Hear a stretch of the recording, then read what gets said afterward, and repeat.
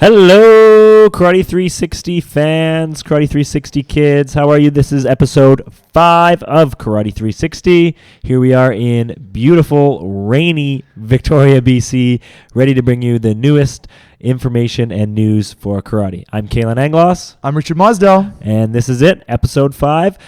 Tomorrow, Richard, you are leaving for the West Coast Open. That's right. On Sunday, October 16th, down in Lakewood near Tacoma, Washington State, there will be the West Coast Open. First time I've ever been there. Yeah. Really looking forward to it. They had online registration, so that makes it smooth. Yes. And, you know, we've heard in the news that this is the worst windstorm in 25 years coming to the West Coast. There you go. But we're going to make it. Looking forward to the West Coast Open, absolutely, and meeting lots of new people and seeing some old friends. Yeah, no, it should be good. And then also coming up is the BC Open. That's right. BC Open, Saturday, December 10th at the Richmond Olympic Oval. The registration will be online on Monday, October the 17th at karatebc.org. And it's going to have online registration for the first time ever for a Karate BC tournament. That's right. It makes it so easy. Yeah, it's going to be great. So we'll be sending out the registration package and everyone can register online. That's right. And then the big one next year. The big one, Canada Open Karate Championships, June 3rd and 4th. Also at the Richmond Oval next year. This one is really coming together nicely in terms of all the planning. And we now have actually official teams. I heard today, you always get the ones like from Nigeria and stuff, people trying to escape the country. Yeah. But we have people actually saying, no, I'm going to pay for it. We're coming with a team. Yeah. Accept our payment and send us the letter. And so there was a couple countries who were on the list. I think one for sure was from India. So that's fantastic. Lots of news. There's a guy down in Brazil who says he's ready to pay. He's got his credit card. Give him the registration. So the registration for that, I hope will be out by next month. Perfect. Yeah. So you can be the first Canadian Open champion. Can be the first Canadian Open champion. Yeah, that's really incredible. And it's such a great space. So looking forward to that one, June 3rd and 4th, 2017. Yep. Keep an eye on our website, karate360podcast.com. We'll have more information on there about when the registration is open and all the details you need on that. Yeah, and follow us on Facebook and on Twitter. And send us back some feedback. Love to hear back from you. The more we hear from you, the more we'll give you guys shout-outs. Absolutely, guys. Well, welcome. This is episode 5 of Karate 360.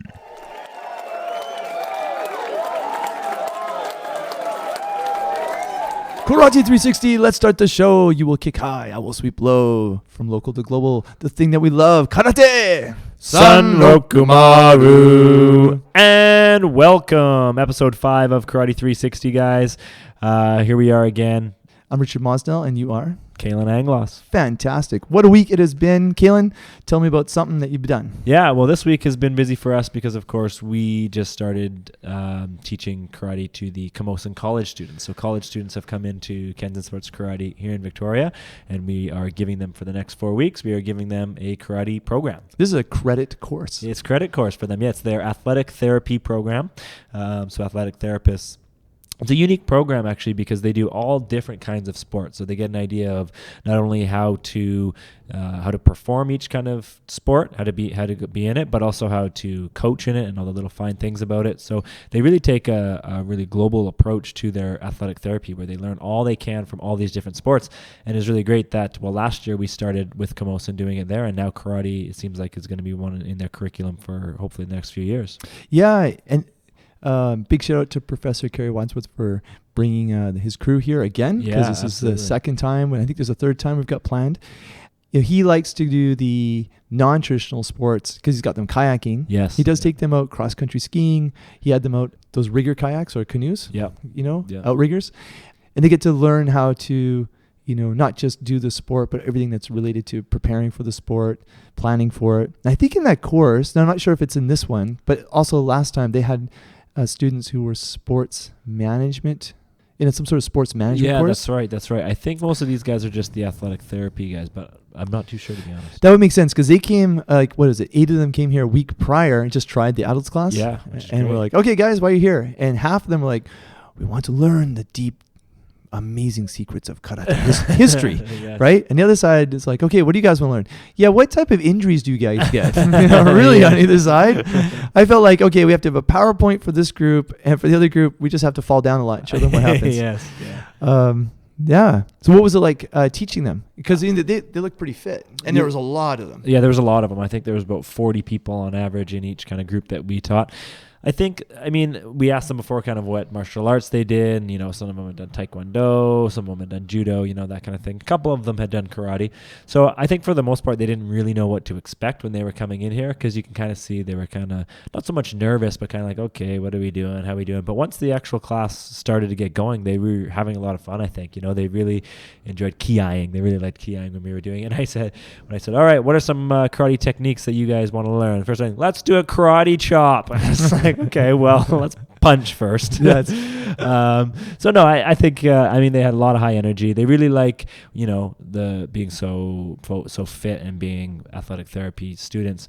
They really like the fitness part of it as well that we like to bring into it. So they had a lot of fun, and I think they listened and they are learning. You're always going to get those few in any kind of group that are just kind of like, well, I don't know why we're doing this type thing. But overall, I thought they were really, really good and really receptive of it for sure. And I think now they have a better idea of what karate is actually like. Yeah, that was cool. You build karate fans out of stuff like this. Totally, yeah. You see in their faces like, I'm not sure if I really want to do this. For example, while you've been teaching the college students, I've been teaching St. Michael's University high school students, or middle school. Middle school students, We call it SMU here. They're a famous private school where kids can board. Yes. And as well as live at home. And this is my third year teaching them. And same thing, because there's like about 25 schools that we actually teach to in a year. Yeah. And so they're sitting down, and I ask them, like, what have you guys done? Like, what type of martial arts? Or has anybody done any martial arts? So then they, smattering put up their hands. And then, okay, what have you done? So I call it out, karate and taekwondo and stuff. And then I start calling out kind of unique ones like fencing. But of course, being a private school, they're like, yeah, 4 of us fence. Yeah. I'm like, oh, that's interesting. I don't normally get that in a public school. Yeah. Anybody done kendo? Like one guy did kendo. Oh, wow. One kid. And maybe middle school kids, it's hard to say if their minds are more flexible or they're more fixed. Sure. Right? The college students, they're definitely adults. But some of them are very resistant to when I'm showing them a technique. Yes, yeah. And some of them are just diving in. Sure. I noticed watching you, you guys steamed up the dojo quite well. Sure and this did. is a huge dojo to steam Yeah. up. How stiff people were. Yes, yeah. It reminded me of, you take a gymnast who's at a really, really high level, and they're amazingly talented in what they do. But then if you just have them run 50 meters across the floor, they have a really awkward long lunge. Yes. Right? Yeah. And it's like a soccer player. When we teach somebody who's played a lot of soccer to do a karate kick, they have a really short reach of their leg, Yes. and they have a high kickback. Like they think they have to load it to kick.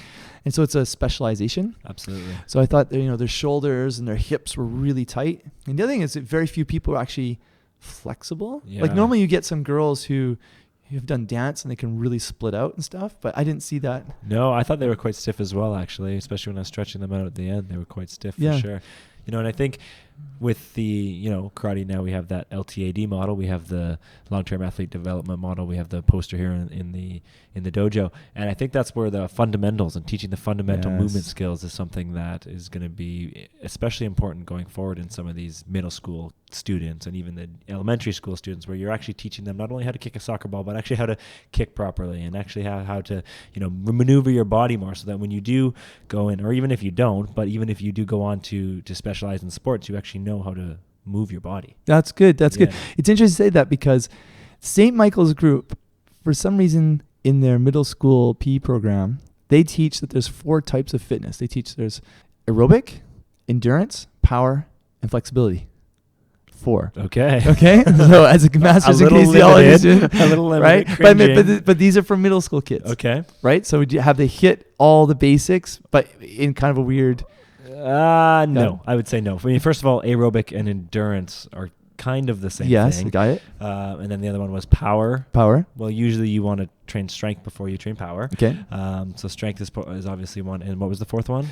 Well, they had aerobic, stretching, flexibility. Flexibility. Yeah. Okay. Well, I mean, they're missing balance. You're missing Yes. you're missing all kinds of stuff. So what I want to do is go back to them and go, well, what would be the categories? Do we have 7 categories? Do we have 6 that we could say to them? Sure, I would say locomotive control. Locomotive control. So that's kind of like balance and being able to dynamically move yourself. Okay. And just in that balance, so locomotive control, balance.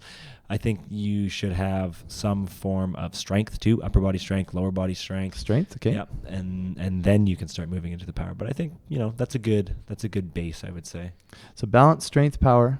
Would you add in aerobic or flexibility? Well, they already have aerobic. Oh, I see. One on top of that. Absolutely flexibility. Like just thinking about if you had a circle that covered okay. 100%, Yeah, a 360 of you. Flexibility for sure would be in there. Yep. And aerobic would be in there as well. And I mean, being a kinesiologist, I would have to throw anaerobic in there as well. Would either of those go with power or strength? Nope. Nope. Completely separate. Okay. So you have got 1, 2, 3, 4, 5, 6. Balance, strength, power, flexibility, aerobic, and anaerobic. Wow, that looks a lot like the fitness test. Oh, wow, it does actually. I wonder why. Yeah. That's fantastic. Well, it's good. I like teaching these classes where, these big classes where the kids have to do it. Yes. College students, high school students, middle school. Yeah. And then it's really interesting to see who's starting to pop. In the battle days of teaching martial arts, and I think teaching any sports, you just teach to the medium of the class. Yes. But what's great with what we can do with our own space is we can push some people a little more and let some people guide back. Yes. One thing I've been doing, I'm putting them in groups, and then as some of them are like, oh, they're a little higher functioning here, like higher ability to perform, I'll go, okay, you go to line 3. The other ones that are kind of struggling a bit, you go to line 1. Yes. Yeah. You guys are in the middle line 2, and I can be separating them as they're training. Sure. So no, it's interesting to see them too come in because they're a little bit reluctant at first to get going. And I think for anybody starting any new sport or any new activity, there's always that little bit of reluctance to get in, and it's a little bit uncomfortable. But I think as you go through it, you become more comfortable with it, and it's very important to be uncomfortable and to recognize that you're going to be uncomfortable and to kind of push through that, and then it becomes easier. And we talk a little bit about that success loop we talked about quite a bit, where you're quite uncomfortable with something at first, and then you start to learn it a little bit more, and then it almost comes around in full circle, and then you're ready to go again. So I think it's good to push people outside their comfort zone. It's good to be uncomfortable. Absolutely, because and this is a good segue to the thing that I want to talk about that relates to technical tactical in a minute. But this week is our grading week too. It's the beginning of grading week. It's the beginning of grading season, I think. Grading season, that's right. So not just our club, but lots of clubs, because Yes. people have been joining in September. Now, from the middle of October to like probably the middle of November, some clubs are starting to do some belt testing, and to see the anxiety people have. Yes. And how much they've been practicing, especially if they're a very new beginner, because we're talking not just belt test season for people who joined in September, but we're talking about people who their last belt test was like April or something. Yeah. So they've trained for a good 6 months, and now they're getting ready to go for the next test, and to see how much they want to step out of their comfort zone. Totally. And it's interesting how someone will go, okay, I've been away, kind of been sick, kind of away for 3 or 4 weeks. But if you add all my attendance up for the last like 8 months, I'm ready for the belt test. And I'm like, well, the way it kind of works is those like 3-4 weeks before the belt test, you should be really consistent and really rehearsed and really get out of the comfort zone. So I mean, we can relate that to high performance karate as well. I mean, we have a few athletes here from Kenzan, and I know that there's some more people on the BC team. It's their first kind of step into elite tournaments, going for the BC team and trying to get to nationals and that kind of thing. And for a lot of them, just going through the trial processes and going through these elimination and selection tournaments is quite uncomfortable, and they don't really know what to expect, and they don't really know how it's going to go and how their opponents are going to be and that kind of thing. So I think in the same way, it's also good for them to get outside of their comfort zone and to recognize that, okay, this is all a learning process, and then the next year you go for it, and this is something that we always talk about, the next time you go for it, you're going to be even more prepared. And that's kind of why, we've been talking with a few of the students here in our club, and we've been trying to emphasize to them to make sure that when they go through that first kind of rigors and that first kind of step is to think about maybe writing some of that stuff down, kind of what you're kind of feeling and what you're kind of going through, because then the next time you go through that, you're already going to know, and you already have everything written down about how you felt, so you can kind of look back on that and think, oh yeah, okay, I remember this, this is how it is, and then you're automatically just more comfortable and you're able to step back in. So, absolutely. I was listening to something today on CBC about memory and how like short-term memory in this one new study they'd done was, 30 seconds. Right. And that the farther you get away from an event, your memory starts to change and you forget all the bad things about something. And it starts to, your memory, if you've had a shared experience with somebody, you might, their experience might become your experience in your memory. Yeah. So by writing it down is a really good idea. Totally. I'm big on writing things down and just, whether it's for high performance or not, usually I'm writing stuff down just to I call it a brain dump, get things out of my head and just put it onto paper. I think there's just something about the process of taking something from your mind and putting it onto a physical piece of paper that just makes you more accountable. Absolutely. Yeah. In Japan, people keep lots and lots of notes, especially athletes on the national on the national team. Okay. And I remember this one athlete named Shimizu, and they did a profile of him in, it was called Karate Do magazine. It's not the JK Fan Karate magazine, but another one. It's like there's another monthly one that's quite old, and they had pictures of his notebooks of after every practice. Okay. And he wrote down what the coaches had told him, and then he had little stick figures to remind him what to do. Yeah. And there was stacks and stacks and stacks. So he was just really proficient at note taking. And then he said he would go back and read it and go, I totally forgot we did that exercise. Yeah. Oh, I totally forgot we did that. Yeah, definitely. I was good. There's only so much your brain can remember, right? But if there's something physical there, well, you can go back and look at it. Absolutely. That's it. Speaking of Karate Do, have you seen? I don't know if you've seen or know anything about this, but the new app that they have coming out called Karate Do. Have you seen that? No. Which app is that? I don't know if it's out yet, but I know it's coming out. It's actually like a karate game. Okay. Where it's almost like, what are those old fighting games called? Like Street Fighter or whatever that, where you can actually pick like Douglas Bros, or you could be Agiev, or you could be whoever, and you actually fight. I don't know exactly how it works, but you can actually fight through the ranks, and you can be these guys. It's like a karate fighting app. I don't know if it's out yet, but it's called Karate Do. I'll show you it after for sure. It's pretty cool. Is it did it Electric Arts or something like that? Yeah, I don't fancy know. Yeah, it looks quite nice. I don't think it's Electric Arts, but it is. It looks quite good for sure. Just the little trailer that I seen. I meant to send it to you. But if I could be Agiev, that'd be awesome. Yeah, right. Yeah, I thought it was really cool, really cool. So I'll send it to you, and maybe we'll post something or show something out there. But absolutely, yeah. George Tanos from Greece is a famous athlete. Okay, yeah. And he's in Agiev's division or one above. But they've sparred a few times, and he's been to Japan 4 or 5 times. I've translated twice for him when he was there. He has this amazing striking ability where he can be 2.5-3 meters away and just bounce forward. Yeah. Really, really strong. It's funny you mentioned about video games. I thought, wow, like a first-person punching game from his angle would be hilarious, because he just has such an amazing, he can cover a lot of distance in one of his bounce forward. So no, it'll be really cool to see what happens there. Karate Do. Yeah, it's great. Karate Do. That's awesome. All right, some news. Yeah, let's talk about Karate Global News. Karate Global News.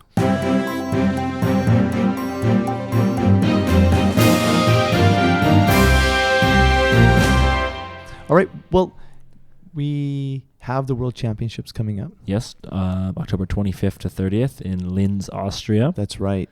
And we're not going to be there this year, but one of the Kenzen Sports Karate coaches, who's also an assistant coach for the Canadian national team, Craig Devlin, he's going to go there and do some analysis and watch. Yes, yeah.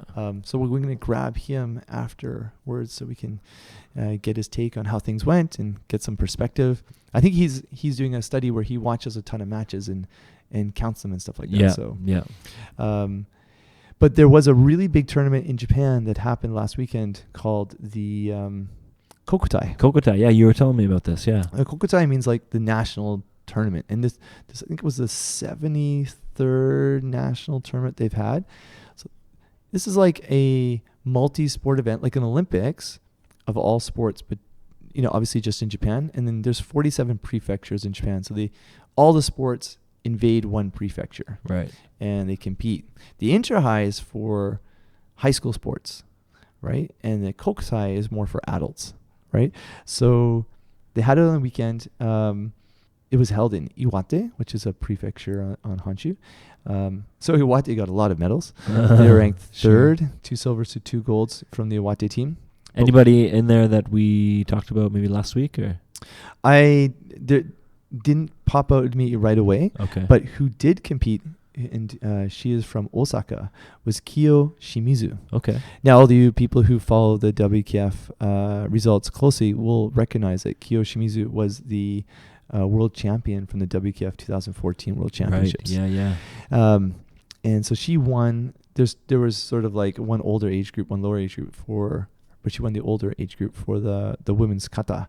And she's now ranked. Now, your result from Kokutai doesn't affect your ranking in WKF because it's not a WKF tournament. Yeah, it's a course, JKF, Japan Karate Federation tournament. In Japan, we say Zen Kuden.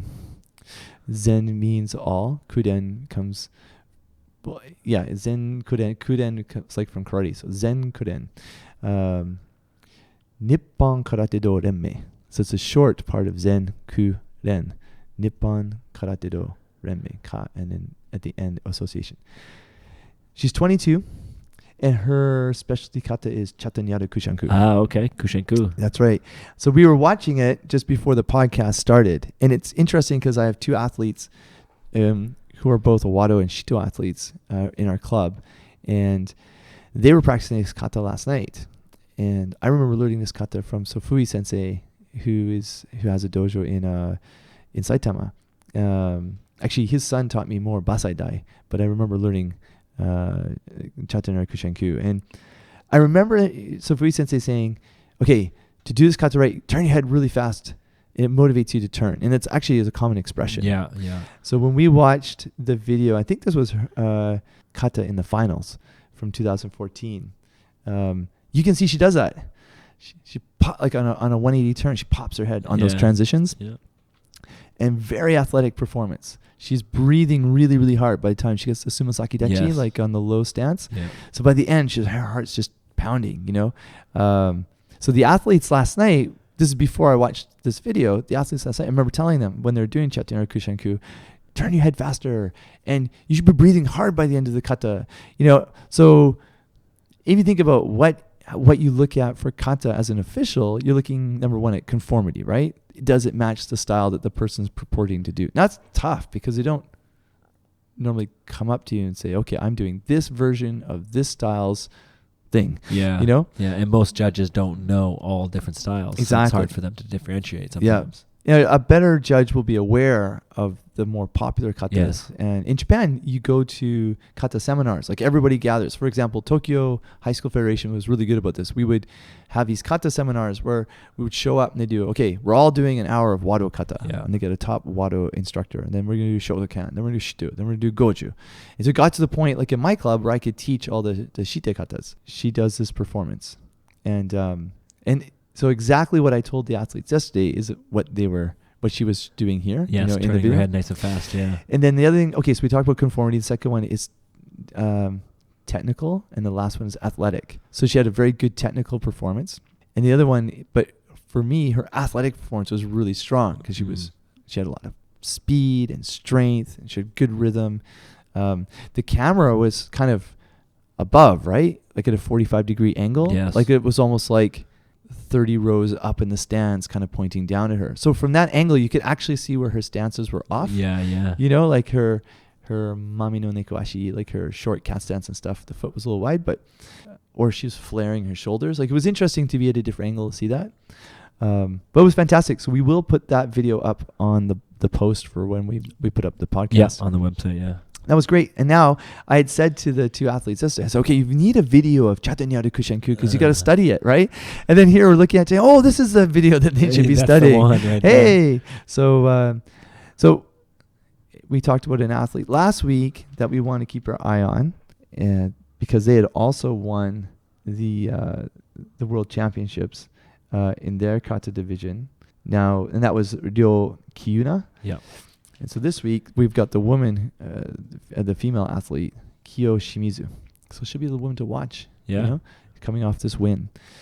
So that was really interesting. Kokutai. I think the first year I was in Japan, I competed in the Tokyo Championships to get into Kokutai. And I was one round under making it into top 8. Because they take top 8 gets to go. Right. And if I recall correctly, that they do that in June in the Tokyo Budokan. I'll take you and show you where the Tokyo Budokan is, because it's in Ayase, which is just to the northeast of Tokyo. And it was built in the early 90s, and it looks like a samurai helmet. Okay. It's like, but like a modern style, glass steel and stuff. Yeah. Yeah, it's huge. And they have that there. So if you make the top 8 in your prefecture, you get to go on to Kokutai. Okay. If you win Kokutai for your division, you get to go to the Japan National Championships, Japan Cup, in December. Normally the first or second Sunday in December. So now this is probably the last major tournament before the World Championships for them as well, right? Absolutely. Yeah, this is definitely the last one for them. There aren't any other big tournaments in Japan. Well, there was the East Japan University Championships 2 weekends ago. But yeah, this will be the next big one the last sort of big one that they have. In Japan, I think they still have the self-defense championships, and they have the corporate Japan championships. And there's tons of tournaments all the time, like at a lower level. Yeah. So, yeah. So let's watch out for Kyoshizu. Yeah, just under 2 weeks until the World Championships, so everybody's gearing up for that for sure. Yeah, next time, 2018, we'll have the podcast live there. That's right. We'll be there. We'll be interviewing them. Absolutely. All right, on to the next segment. Let's talk a little bit about technical tactical. Chuck Norris. He's in every segment. Technical tactical. I've been grooving on this professor's writing. Her name is Carol Dweck. She's famous for a book called Mindset.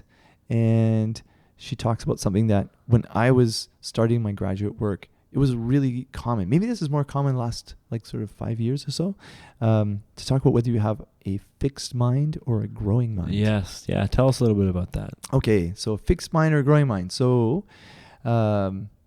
if you think you can't get any better, if you think you're smart and this is as smart as you're going to be, if you think the reason why things aren't going your way is because of something else and not of yourself, you could have a fixed mind.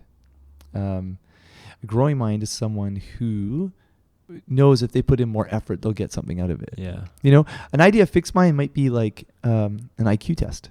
When they do an IQ test and give you your score, you go, well, that's as smart as I'm ever going to be. Yeah. Right? But that's not the application of your intelligence. Even when they developed the IQ test originally, it wasn't supposed to be a measure of what your intelligence was. It was supposed to be how intelligent you were at that moment when the test was taken. Yeah. But then it's like, how do you apply it? Yeah, which makes sense. And this is a really important thing about technical tactical when it comes to training in karate, whether you're high performance or you're a recreational athlete, because you have to say to yourself, can I get better? Yeah. And most people can't see their own progress. So they'll think this is as far as I'm going to go, especially if you're younger and you've even done well at a younger age, and you get medals. You think, okay, this is it. This is good. But then when you're actually up against a much higher level of competition, or in a karate class, you've been with one instructor and they've got you so far, but then you go to another instructor and they demand so much more of you, or their technical awareness of good classical karate is so much higher. Yeah. Then you have to figure out what type of mindset you have. Yes. I remember my first time in Japan, going there thinking I'm not bad, even though I hadn't really done any high level tournaments, but thinking I was strong and flexible but my technical ability was really low. And then I had really struggled having to accept that my technical ability was low, because there was how can you say, like your whole self-perception sometimes is wrapped around the fact you've got your black belt or you've achieved something. Sure. And so I had to be able to let go of all that. And didn't happen overnight. That was like years of figuring that out. So everybody is at some point of being fixed, having a fixed mind or having a growing mind. There's not 100% either or, right? And sometimes someone who has a fixed mind is someone who might always be blaming somebody else for everything that's going wrong and not themselves. Like, there's a really obvious one in the club is when I get like a 7-year-old who hasn't tied their belt right, their obi, and I go, okay, well, let me show you how to fix it. Well, my mom tied it. Yeah, but you have to learn how to tie it. Yeah, but my mom has to learn how. No, you have to learn how. Stand in front of, now we're getting to the point now where we stand them in front of the mirror and get them to practice over and over again. Yeah. And sometimes we'll get parents who are really worried, like, oh, I didn't tie the belt right. And it's okay, because we don't test people on tying belts. Yeah. But if you say, listen, watch what I'm going to do, because now for kids that age, they feel nervous, like they're out of their comfort zone, like we were talking about before. Yeah. Okay, if the definition of technical is the actual technique, the ability to produce a good technique in classical karate, sports karate, and tactical is how you apply it, right? And can be done in both. You still have to have the idea that if I put in more effort, am I going to improve my result? Yeah. I mean, you guys in kinesiology must talk about this a lot. For sure. We talk a lot, and it's more so in the behavioral psychology courses that I've taken at UVic. We talk a lot about the importance of goal setting, and that's where I can kind of see where the growing mind can come into play in that one for sure. Because somebody with a fixed mind, once you achieve something, that's it. You're done. You don't think that there's anything else after that. But in the kinesiology world and in the high performance world, and especially the coaching world, what we like to talk about is continuously setting those goals. And once you've hit the goal, you're already setting the next one, or it's already set and you're already ready. So there's always something to grow on, and there's always something to shoot for the next one. There's not, there's no end. You just kind of keep growing and keep learning and just keep getting better. And, eventually you'll be, great, but you're never going to be perfect. Yeah, exactly. Wait, stop the presses. I have a fantastic story to tell you. Oh, here we go. I like that. I've ever told you about my best friend, Johnny. I'm aware of your best friend, Johnny. Johnny Tesoro. Hey, Johnny. I hope you're finally listening to the podcast. Yes, I'm sure you are. You've never met my best friend, Johnny, have you? No, but I hear he's quite the guitar player. He is quite the guitar player. Johnny Sensei is an extraordinarily amazing person. I could talk about Johnny for hours. Our bromance goes way back. Yeah. We've known each other for over almost 30 years now, I guess. And Johnny trained in karate with me for a long time. And this is his story. Okay, so Johnny and I are living in separate cities. I am a black belt having my own club in Vancouver, and Johnny's like an orange belt at some point. And we're about the same age, Did you guys call each other every night? Oh, yeah. Yeah, we live in the same apartment. When we had our own apartment, we did make a rule about having, there was a bedroom. Between my bedroom, his bedroom had to be the kitchen and the living room. So we had that. We both snore really, really loud. So Johnny was living in one city, and he was like an orange belt, and I was living in another city, and I was a black belt with my club. And then he's like, I'm coming over this weekend. Great. So I pick him up at the ferry because he was living on the island. And so I go, hey, how's the katas going for your orange belt level? I was like, oh man, terrible. I just can't do it.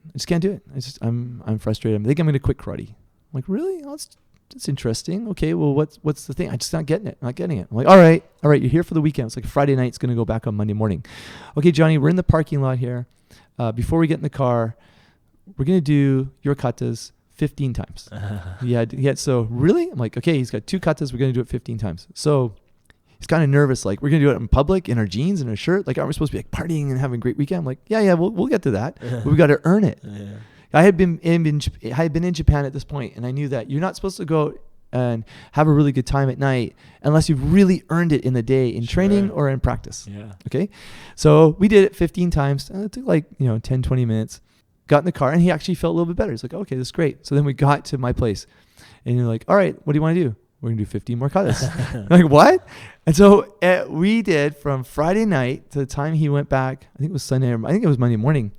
Every time we got stopped somewhere, or pretty much every time, but I'm going to say in my memory, every time we stopped somewhere. In traffic, red light. Exactly. Every time we transitioned out of a car into a restaurant, we practiced it. So by the time he got back on the ferry and went back, he was feeling awesome. He'd probably practiced kata more than anything. And when he went back, he said, in the club, the instructor's like, wow, you look amazing. You're the best orange belt we've got right now.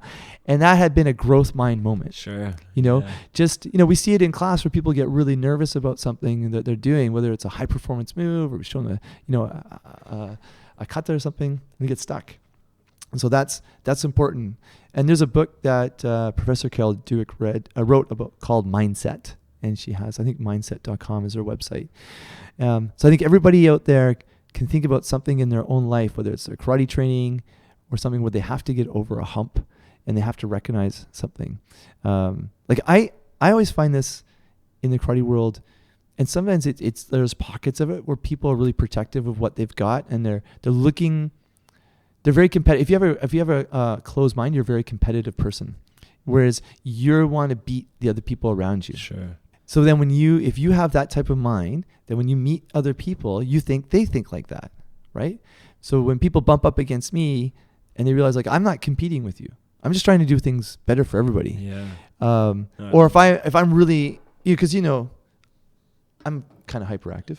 I like to do a lot of stuff, but I'm not doing it to compete with anybody else but myself. Sure. Yeah. If I have anybody in my mind that I'm competing with, it's Arakawa Sensei. Because no matter how much I do, Arakawa Sensei is doing 5 times more, right? Like I'll never get to the point where how many like tournaments he organizes or seminars, or he's winning the Japan National Masters Championships. He's training every morning. The guy's like a machine, born in like a Japanese Buddhist temple. Like that, literally, that's where he was born. His dad is a Buddhist monk. He's in one of those big Buddhist groups where you're allowed to have kids, get married and have kids. So, but that to me is positive. Because that keeps me from getting static. Every time someone says to me, I'm too busy, I can't practice. I'm like, no, you don't understand Arakawa Sensei, right? It's like if someone's sick. In Japan, they say there's 2 types of sick. There's, I'm feeling a little scratchy. And the other type of sick is like, I'm going to die. Here's my last will and testament. So if your throat's scratchy or you're just kind of struggling, you go work. Yeah. What you do is you go to work and they look at you and go, you look like death, go home. And then you get to go home, you get the day off. But you just got to make it into work to prove it. You know when people phone and go, boss, I'm kind of sick, right? In Japan, you got to show up and prove it. Yeah. There's no doctor's note. You got to stand in front of your boss and go, look, I'm really dying here. And they go, oh, poor thing. Thanks for coming in. Because it's all about mental toughness. Totally, yeah. And mental toughness is part of a growing mind. So a really good example I heard was this guy barely got into law school. Like really barely got in on his grades. So when he was in, he thought, okay, in the first 6 months, they're figuring out that I'm a fraud and I'm going to get kicked out of law school. And all these super minds who got in very easily are going to kick my butt. But when he got in, what he found was these kids, in terms of these young adults who got into law school on their good grades, were used to coasting on just wherever their intelligence was. But he said when he got into law school, the pressure was so much higher. To read, to write, to speak. It was such a different level of intensity that these other ones who had been coasting on their ability and got in, and they weren't studying, they were partying, going out to party, and they weren't doing their work. They were dropping out. But when they're dropping out, they're making all these excuses of like, yeah, law school's not really what it's cracked up to be. I want to go make money and be an entrepreneur. Right. And they were nowadays in social media, they're typing this stuff out in their Facebook pages, right? And he said he had to work his butt off, and then 6 months in, he was like in the top 10% of his class and flying and just flying. He was changing, and he said he was growing. And I remember when I went to back to graduate school, it was like 15, 16 years after I graduated from my undergrad. People were like, I remember they didn't really want to let me in because they were thinking, you've been out of academia for too long, even though I was in education. And I really struggled with that first year. But I was like, I'm going to get this. I don't know how I'm going to do it, how much sleep I'm going to lose, but I'm going to get this. So I tried really, really hard and kept asking the professors, like, what exactly am I missing? And I would go out and make sure I'd read everything, I'd studied everything. When I graduated, I got an honors distinction. And they said it was like first time in 10 years someone had got that. And I was like, why did you give that to me? And they're like, well, it's not very many people who come in here who are horrible at the beginning and actually doing okay at the end. Yeah. So we thought we'd give you this. So, but I still find myself, especially when I think of my karate technique, am I fixed? Like, can I do this kata better? And can I think of the application better? Yes. Yeah. So, Yeah. Make sense? Yeah, always growing for sure. Yeah. Because you and me, I love a challenge. Absolutely. Awesome. Technical, tactical. Don't have a fixed mind. Have a growing mind. Hey, should you tell a kid they're smart? No, you should not tell a kid they're smart. That's right. What should you tell them instead? Good effort. Sweat more. Yeah. Keep that. I really love to see how much effort you put into that today. Yeah. That was awesome. As soon as you tell them they're smart, they have a fixed mind. Yeah. Right? It's like I went to the dentist one time, and I hadn't gone for about 2 years. I went to the dentist. He said, "Oh, you have beautiful teeth." I said, "Perfect. See you in another 4 years." Yeah, you don't tell them. So, yeah, no, I get that. Like, you don't tell them they're smart. You don't tell them, you just say, you're doing good. Keep up the good effort and keep going. Yeah. I like how much effort you put in today. How much you were sweating. Yeah. Give them standards and go forward. And you have to do that in the karate club, too. Okay, well, I know you have a little bit of an official tip this week for us. Shimpan-ru. Welcome to Shimpan-ru. I always forget to do the Japanese introduction. Hey, minasan, konnichiwa. Kochiwa karate 360 desu. Shimpan-ru. So last week, I told everybody go out and read the rules. Yes. We have all read the rules diligently, Yep. front to back. Front to back. That's right, in French, English, and Spanish as they are on the WKF website. And just Portuguese just for fun. Hey, that's right. That's awesome. But hey, isn't your background Greek? Greek. Yep. I can't speak or read a lick of it. But I can eat all the food. Excellent. George Tanos, we just said, hey, George, shout out to you. Start listening to Karate 360. I'm sure He's he from does. Greece. Yes, I know. He has a beautiful picture of the outside of his dojo. Like I think it even says in a huge sign, George Tanos Academy in Greek. So we read the rules. I have the rules here in Japanese. You buy a booklet. It's a green booklet every year.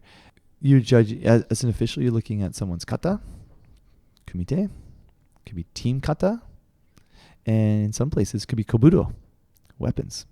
Do you know the number one rule about judging kobudo?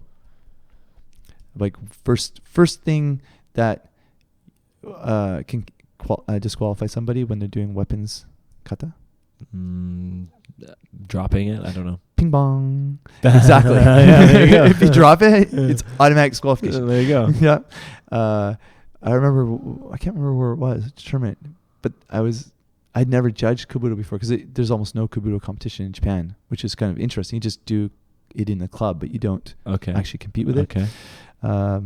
Maybe in Okinawa they might have Kobudo actual competition, but it's very, in mainland Japan, I've never seen it. And not saying it's not there, but I've just never seen it. Yeah, so like, okay, remember, they drop it, they're out. They're like, oh, that's good to know, because they could drop it and catch it so quickly. You know? I remember I saw one time, what are those little 3 knife weapons called? Sai? Sai, of course, Yep. the sais. I seen somebody was doing a kata with a sai, and he literally lost control of it and flung it about 2 feet in front of one of the refs' feet. Wow. And it stuck right into the mat. And I was like, okay, I guess he's not winning.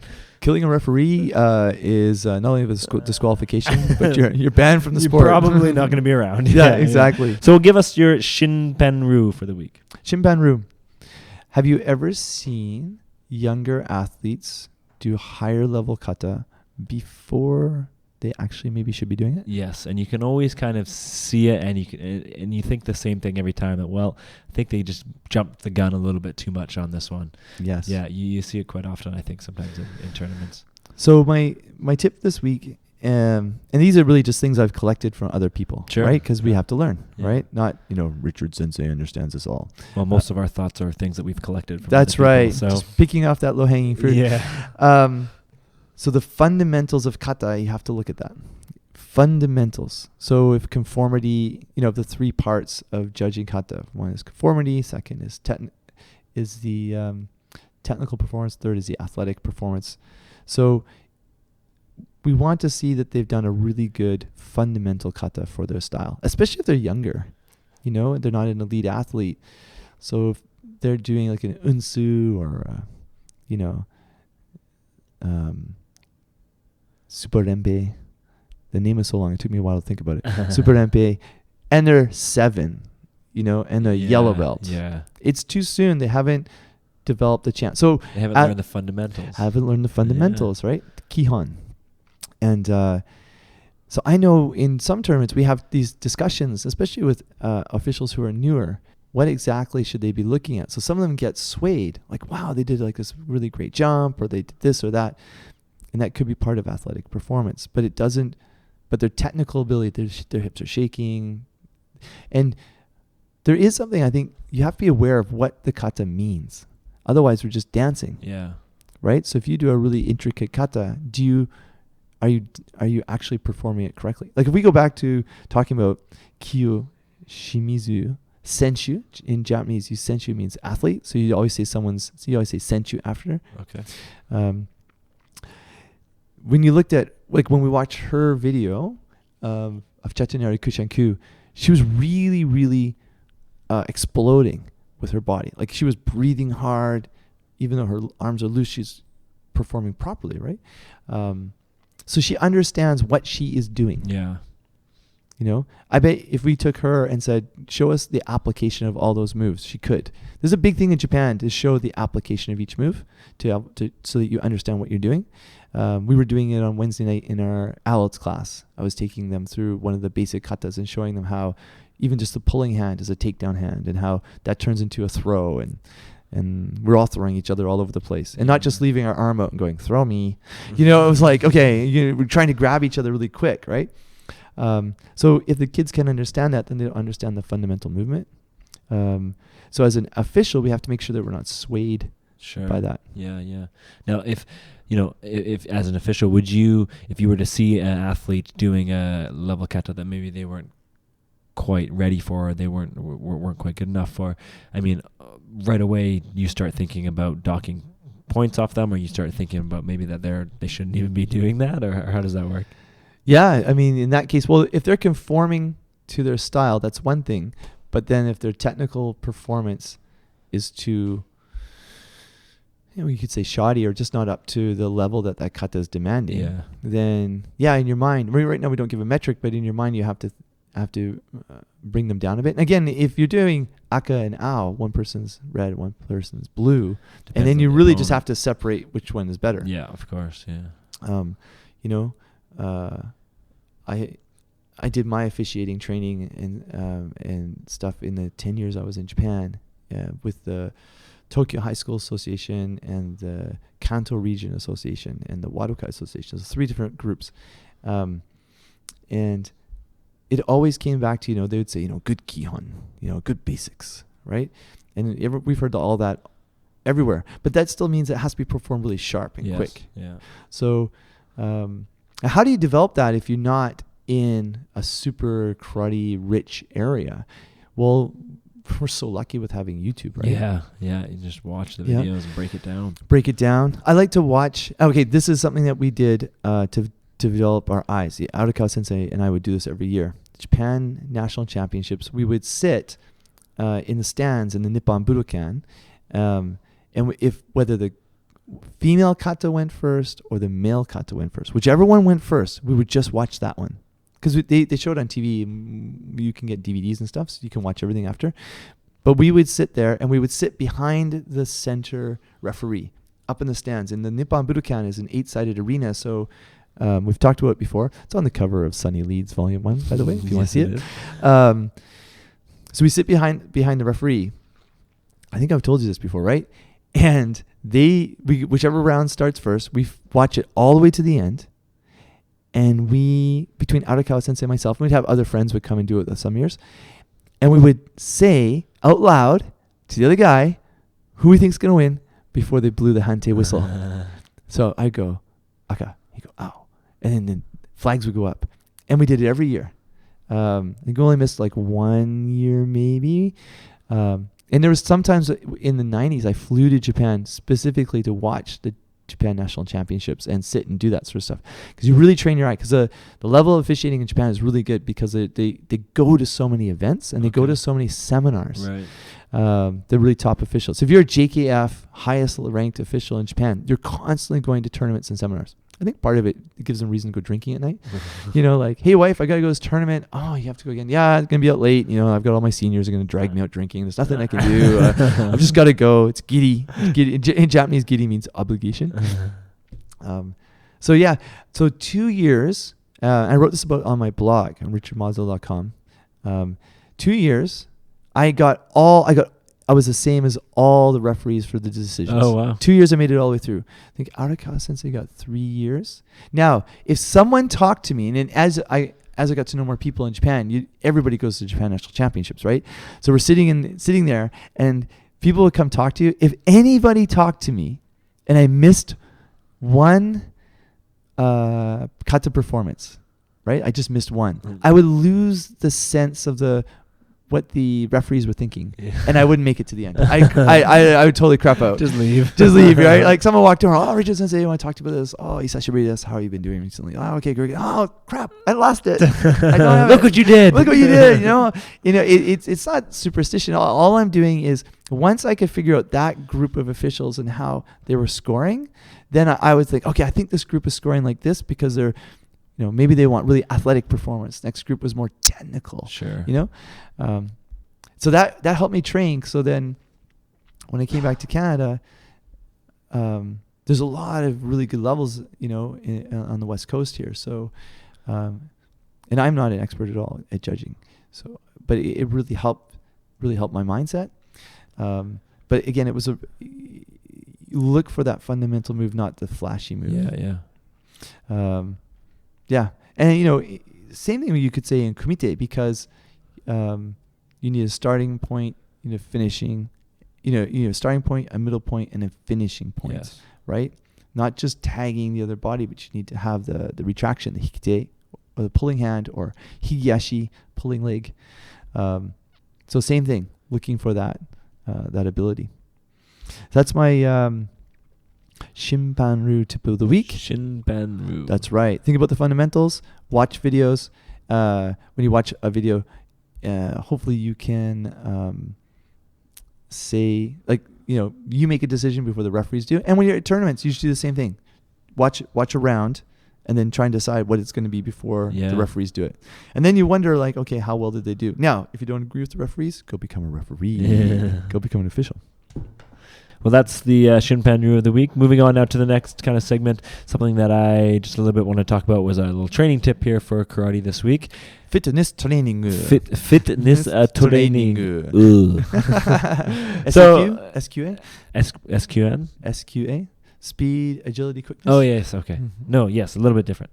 So this week, talking about our training tip for karate. Basically, what we want to talk about, a lot of stuff we've been talking about here in the dojo with it leading up to the BC Open and the selection tournament and the national championships.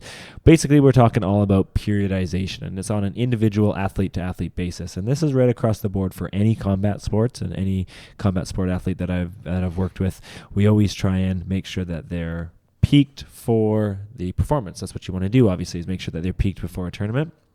So really, like I said, it goes back to periodization. And the basic thing to take away about periodization for sport performance is that as you get closer to a tournament or an event or whatever it is, whatever that kind of goal that you're looking for, you want to increase your intensity of training. People often think we want to decrease the intensity. We actually want to increase our intensity, but we want to decrease the duration and the volume of the training. So we should be training at nearly 100% of our VO2 max or heart rate max or whatever it is when we're almost at the tournament, and only do it for, a limited amount of time. So if usually you're training for an hour, only do it for about 20 minutes, but you're going gangbusters for that 20 minutes, and you're giving it all as it gets closer to the tournament. And then, when you're at the right before the tournament, you're ready to go. And then after the tournament is when you kind of we call it a transition period, where you kind of take a week and you just kind of chill out. You don't do a whole lot of it. And then you start back into your periodization plan again, where you maybe start a little bit lower intensity and then you work through. As a strength and conditioning coach, we often talk about many different things as well about what you would train for, whether you're training for hypertrophy, which is muscle growth, trying to get more lean mass, or if you're training for explosiveness or power, strength, whatever it is. So there's certain parameters to kind of follow on that as well. So just thinking more about the intensity of what you're training. A lot of people think we should decrease the intensity as it gets closer to a tournament, but actually we should increase it. Let's see, periodization's been around now for a while. A long time. Yep. Long time. And it's different for every sport, but the actual structure of it is the same for pretty much all sports. And this time for the BC team, we had them all do their year training plan. That's and there's right. a periodization schedule in there. Yeah. So what does it go? Because it goes down to mesocycles and mesocycles, microcycles, and macrocycles. There we go. So you have your macrocycle, which is maybe your year-long cycle. Mm-hmm. You have your microcycle, which is maybe about, it's small, so it's about a week long. And then you have your mesocycles, which is just kind of a little bit of in between. So basically, it's all based on goal setting. Again, we talked a little bit about goal setting earlier in this podcast. So you're setting your goals for your, maybe my year goal is, you pick your top tournament. Okay, the national championships. I want to place the top 3 at the national championships. Okay, perfect. There's your macro cycle. You set your periodization for that. But then you have a mesocycle where you're looking at, okay, well, in order for me to do that, I need to place in the top 3 at the BC Open or at the selection tournament, or whatever it is. So that's part of your mesocycle. So really just working with your coach or working with your sensei and trying to put together a periodization plan is very important. And you should be doing it every season and even a couple seasons in advance. Mm-hmm. Mm-hmm. I think it's interesting when we talk about fitness for karate, it's not just high performance, but it's also for everyone who's not competing. Yeah, absolutely. And that's the same thing. If your goal is to get your black belt or even get your green belt or whatever belt it is, you still need to be able to make sure you're training so that when you go for that belt test or that tournament or whatever it is, you are as good as you can be on that day. For sure. Shout out to Peter Stoddart Yeah, Peter. over at Hollyburn Country Club. He's a professional karate instructor over there. It's a really big, fantastic program. And I'll be there next week. Last year, he and I were in Japan together, and I was there when he passed his 6th dan, Rokudan, in the Wadokai. I think we talked about this before. Like Peter and I had to get in really good shape to handle the really humid, hot Japanese weather. That's right. So Peter was, I think, rowing like 6,000 or 7,000 meters a day on the rowing machine. Yeah. He was doing like kind of like a CrossFit workout. He was practicing his katas. He was practicing his Kion Kumite. He was ramping it up, and he was ramping it up as he was getting closer and closer to going to Japan. Obviously, he's a professional coach, so he understands periodization. Yeah. And then when he was there, he was doing there was morning classes and there was night classes, and always one of them was in an non-air conditioned space. Perfect. Yeah, and so he was training really, really hard. And then for the he was there for 3 full weeks of morning and night classes every day. Didn't miss. There was one point he was quite sick and he was still going to train. He was like throwing up, still going to train. And then we had the World Cup. And that was over 2 or 3 days. That was his rest. So I think in periodization there is a bit of a rest period just before you peak, right? Depending. Yes. Yeah.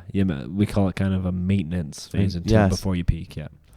And then he did this really long Rokudan test on a Sunday afternoon and like blew it out of the water, which is fantastic. Yeah, There's a whole bunch of other people we thought would also pass who didn't.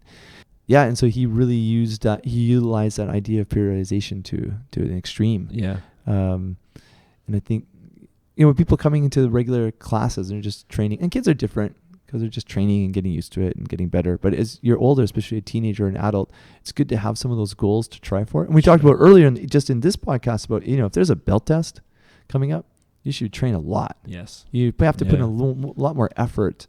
So when you get on the floor, you don't want to be thinking about what you're supposed to do. You should be so rehearsed. You should be so greased. You should be so, like, the groove of the movement should feel like you've done it so many times. You're sick of it. Yeah. I always have to tell people, like, you have to be so sick of doing it that's when you know you're performing right. Yeah. Yeah. I mean, often when you get into those high pressure situations, whether it's a belt test or a big tournament or whatever, by the time you're going, you're just on autopilot. You're not even really thinking about the scenario or your environment. You're just going. So yeah, you have to be rehearsed so that you know each step and exactly how it's going to go, and that you can just handle that autopilot as you go. Yeah. Well, yeah, periodization is really important. Yeah. I have a really simple chart that I can post maybe on the website too. Oh, too, fantastic. Of a periodization. It's real simple, really easy to follow, just goes through the different stages and kind of how your intensity should go and that kind of thing. It talks a little bit about resistance training and fitness training as well. So maybe I'll post that on the website. That'd be great, especially if someone's learning a new kata and they need it also for their next belt test. Yeah. Right? How they can think about practicing it. Yeah. There's an old saying like 1 kata 3 years. So that's a long periodization schedule. Yes, that's definitely a macro cycle. That's a severe macro cycle. Yeah. Right on. So periodization. Let's remember that. Let's incorporate it. Let's talk about it. If you guys have any questions, let us know. Fire along. Give us your thoughts, and maybe give us examples about when you used it, how you used it, a version of it, even if you didn't think about the actual term periodization. Yeah. There are some clubs still in Japan where they will train really, really intense until like the day before, right? They're like as hard as they physically can, because they'll think it's mental. Yeah. That there's you're a baseball fan, right? Yes, I am. So batters have to hit get into the what do you call it, the batting cage, and practice just batting, get the eye skill. Yeah, that's really important in karate. Yes, but you don't want to be doing it so much that you're super tired the next day on the day you actually have to peak. That's why you want to have a proper periodization plan. That's right. Yeah. So there it is, periodization plan, karate training tip of the week. You ever watch Pumping Iron? Arnold Schwarzenegger? I don't think so. You have to watch this if you're a strength to fitness guy. I've definitely heard of it. Arnold Schwarzenegger. 1975, he goes for the Mr. Olympia Championships. Oh, okay. Coming back out of kind of a retirement. Nobody knew if he was going to come back. Lou Ferrigno. Oh, yes. The Hulk was in it. Yeah. Just go home, watch it, man. It is like one of those cornerstone workout, Adonis complex, things. But they're sitting in the back of this. They're having lunch in South Africa right before the competition for the 1975 Mr. Olympia, and so they're gonna have breakfast. So there's Arnold Schwarzenegger and Lou Ferrigno, and Arnold is like, Lou, I can't do his voice. You peaked too early. You peaked too early. You just peaked too early. You peaked too early. Look at you. You were fantastic last week, and this week you're not very good. Yes. She's a puny girl now. Yeah, exactly. Those arms, and it totally messes with his brain. And it's a documentary, right? So it's actual footage. You can see it's totally messing with Lou Ferrigno's mind, and he's younger, right? And Arnold's just digging at him. No, you should watch it. It's funny. I mean, the opening music is really 70s, so you might have to mute it for the first opening, but then it's actually quite fun, interesting. That's great. All right, so there it is, guys. This has been episode 5 of Karate 360. Episode 5. It seems like we've done 100 of these already. I know, it's incredible. Once we produce it, we record it, and then it gets out there, and then listening to it after, how we can improve it. Yeah. And then I start thinking about everything we're going to do for the next one. For sure, yeah. It just boom, we're back sitting down in front of the microphones. Yeah, and we've had some really good feedback so far from some of you guys too, and keep sending that. If there's something that you guys want to talk about, or you want us to talk about, or you think maybe we should do something another way, let us know for sure. Absolutely. I know Rodney Hobson, he had some comments about metric scoring for kata, and I'm still working on that project right now. Yeah. I'm just catching up. I'm just doing some reading. I want to talk about that in another podcast, but definitely write in, and we'll mention that you wrote into us. Episode 5. What is out there that's famous about being 5 in something? Movies, not a trilogy. 5. Fast and Furious 5. I don't think I ever watched it. No, there's too many of those. Something 5. Rocky 5 was not good. Rocky 5 was no good. Rocky 5 was no good. No. Then this is much It's all better. downhill after Rocky 5. Yeah, and we're all uphill at this point. That's right. Shout outs for tournaments and what's coming up right now. So just a reminder, Campbell River Challenge is October the 29th. And before that, West Coast Open, October 16th in Washington State. Saddle Cup is November the 12th in BCIT, British Columbia Institute of Technology, the gym in Burnaby in Vancouver. And the BC Open will be Saturday, December 10th at the Richmond Oval. And registration will go online at www.karatebc.org from Monday, October the 17th. And of course, just 1 week away, just a little bit over 1 week away from the World Senior Championships. That's in Linz, right. Austria. We're looking into what type of streaming they might have. Yeah. And we'll put that up on our social media stuff. And, if we can, we're going to organize maybe a live show. We watch it as it happens. Yeah, that'd be great. Yeah. Yeah. So there it is, guys. Again, we are Karate 360 at Karate 360 on Twitter and on Facebook as well. Karate360podcast.com is our website. We're not sponsored by the Samsung smartphone. We are not. No, that's for sure. Anyways, again, this is episode 5, guys. Thanks for listening, and we look forward from hearing from you guys. San Rokumaru.